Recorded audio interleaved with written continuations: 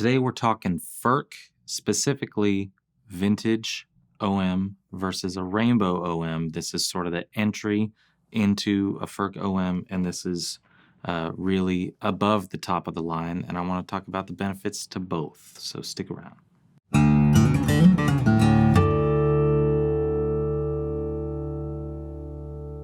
How's it going, y'all? This is Cooper Greenberg at Alamo Music Center in San Antonio, Texas. You can find us online at alamomusic.com. If you haven't already, please subscribe to the channel, turn your notifications on, comment on things on the channel, and like the channel.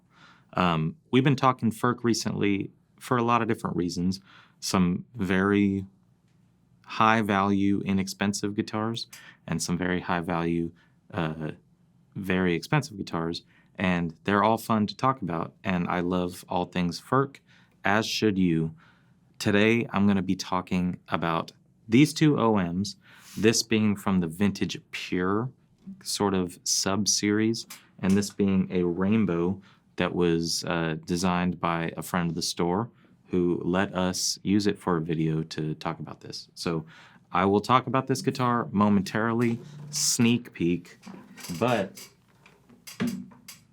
to get started, we are talking about the Vintage Pure OM. Now, Furch's line is basically this. You got the color series, violet, blue, green, yellow, orange, red, which are sort of the modern leaning guitars. And then separate from that, you've got the nylons, you got the pioneers, the little Janes, and you got the vintage. And that's not even including all the other baritones and all that fun stuff, sort of interwoven throughout these series. But this is from the vintage side of Furch.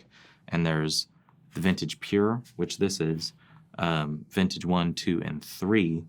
And they're a little bit different than what you'd find aesthetically, obviously, from the color series guitars, but also headstock shape, a little more tradish, if you will. And the Vintage Pure, which this one is, all solid wood, sort of entry-level pricing for Furch guitars. I think this one lists right under $1,500, but you got solid spruce top, AA grade, and then solid mahogany back and sides, very much in your OO or OM 18 vein. Really nice guitars, mahogany neck, ebony fingerboard and bridge, just a good classic look, and aesthetically a little more toned down than what you'd find in the Vintage 2, Vintage 3, or the, red or anything like that. So this is a fantastic way to get into Furch if you're not more of a modern leaning player. You can go for this OM from the Vintage collection that is wildly affordable, basically cheaper than most other all solid wood, spruce mahogany OMs that you will find out there, while still preserving some of the aesthetic kind of vibe with the tortoiseshell binding. And I just think it's a great guitar. So we've talked about this before. We've talked about these. Now, the big deal is we talk about the value of something like this, which you'll hear in a minute, but being an all solid wood, sort of traditional spruce mahogany kind of thing. The value is there. There's stuff from the violet and the blue series over on the color side that we say the same thing about. They're beautiful guitars. They're really, really well made, and they're way more affordable than things with comparable specs from other companies. But what about the rainbow? So in the colored series, it goes all the way up to red, which is where you get your fancy pants and your Roman numerals and your abalone and all your fun stuff. Above red, above all the colors of the rainbow, you get rainbow series, which is not really series, it's just a designation for a custom guitar.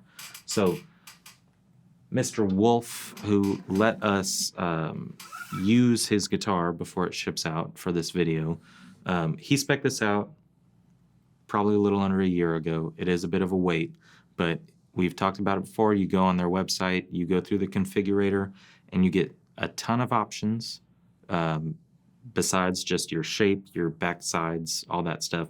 You can really get specific with it, build something that's going to be, like we say, one of one, because that's the dream. You have a guitar that's one of one. And so I want to talk a little bit about what he did with this guitar. It is an OM with a cutaway. It's got the nice herringbone purfling, simple sort of abalone single ring. This is a master grade red cedar top. Nice medullary action going on over here. Now, binding koa with the white contrasting line to separate it from this wild wood, which I have not really played much before. And Furch is one of the only companies that I see offer it as readily as it's more prominent in their custom guitars than any other builder that I've seen.